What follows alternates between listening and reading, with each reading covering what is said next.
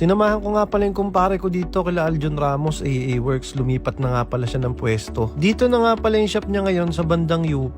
Kaya naman kung taga dito ka banda, meron na ditong nagmo-modify ng CVT kahit stock lang. Marami nga nagtatanong sa akin kung bakit kinakalkal yung CVT. And based naman sa experience ko, malaking tulong din talaga to sa motor nyo. Nakakapagpa-improve din talaga ng performance sa motor. At kung problema nyo yung dragging, natatanggal talaga yan kapag ka naka-regroove yung bell. Ayan o, kagaya nito, ginawa niya. Di ko alam kung anong klaseng regroove to, pero hindi siya matalim eh, maganda siya.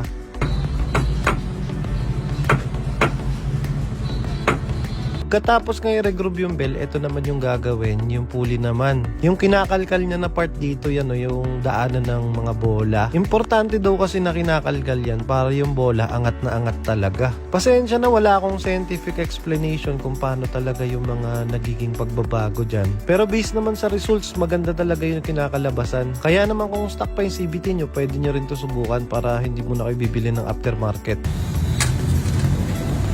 Panlinis pre. Panlinis Sting panlinis.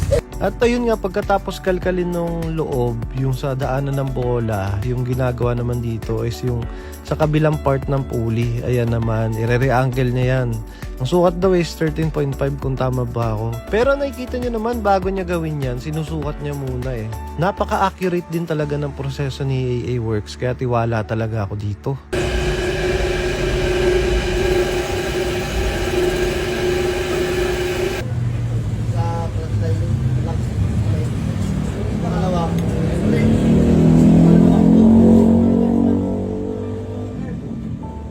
After nga nung pulley, ang next naman na gagawin na ire-re-angle, yung drive face naman. Bali, ang mangyayari dyan, magkakaroon siya ng built-in washer. Eto na, malapit na matapos, nakaka-excite.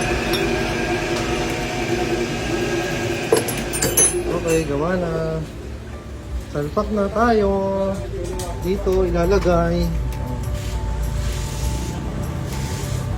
O, pre, kainin mo.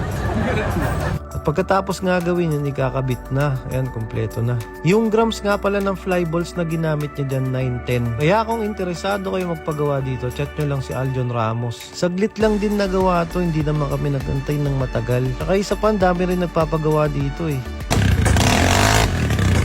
Tingnan talaga, maninibago ka ng salit.